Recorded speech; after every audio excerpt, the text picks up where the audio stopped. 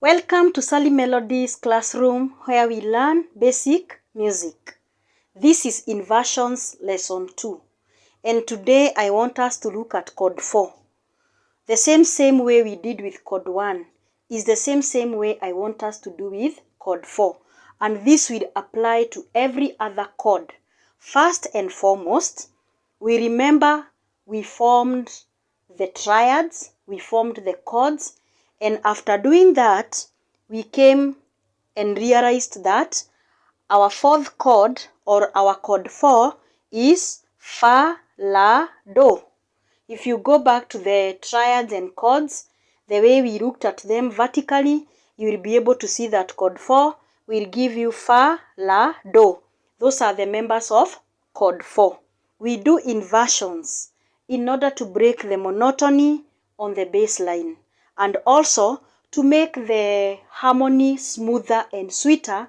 When it sounds in the ears, it is something that will please the ears. This is root position. That is Fa, La, and Do. When we talk about root position, we mean that there is nothing that has been moved from its position. The Fa will still be on the root, and then the third is La, and then the fifth is the Do. That is the root position. But when we talk about an inversion, whereby we have first inversion and second inversion, we are trying to mean that our root has now been taken by another note.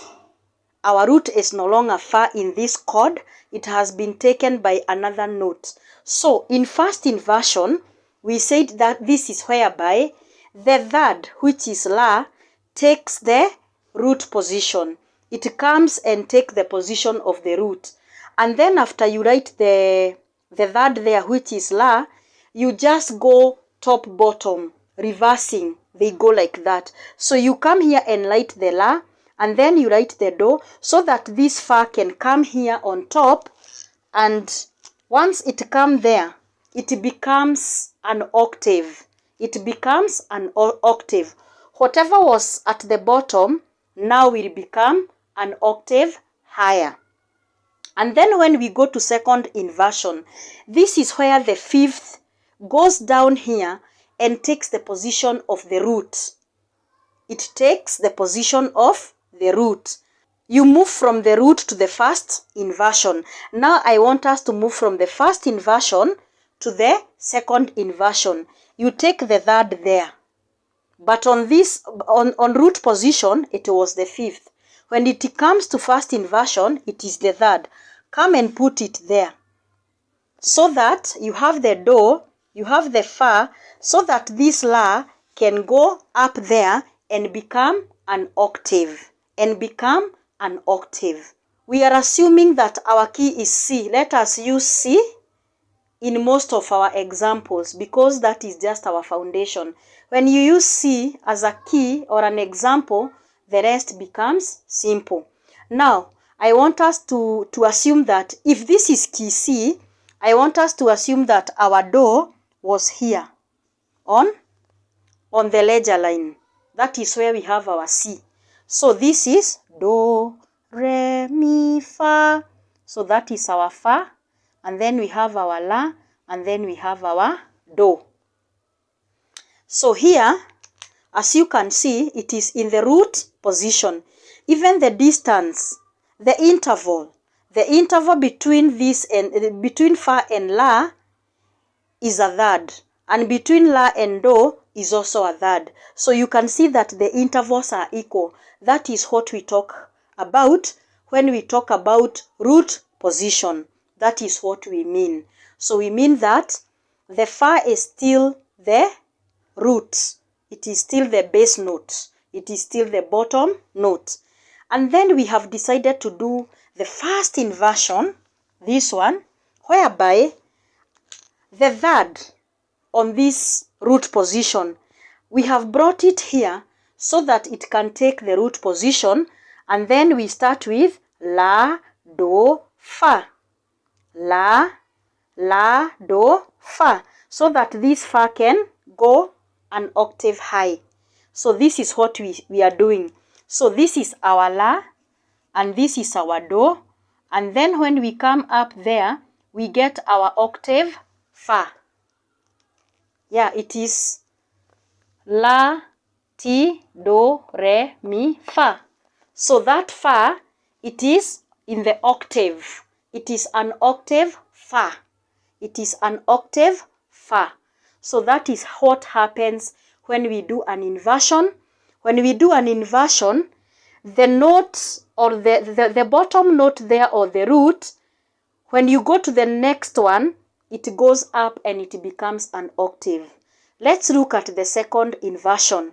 This is whereby this fifth takes the root position. We have do, we have fa, and then we have the octave la. That is do, fa, la. The la here has taken the octave. That is what we do, and that is how we do our inversions. It will apply to all other chords. But right now, at this level, we are not going to touch minor chords first. Let's deal with the major chords. The major chords. So that is how we do our inversion. In root position, it remains the way it appears in when we were constructing the chords and triads. In the first inversion, you ensure that this third or the middle letter here or the middle note here takes the root position, and then you have the next so that this one can go up. The same applies to the second inversion. You take the fifth here, you make it the root, and then you go to fa so that the la goes an octave high. It is that simple. If you look at these bass notes here, or the root, we have fa, we have la, and we have do. If you look at that bass line, at least we have broken the monotony of the harmony. Because if we didn't invert, we could only be using the fa as the root. And then you could be having fa, fa, fa. And now that song, that bass line could be a bit monotonous and boring. It is not moving. It is just flat.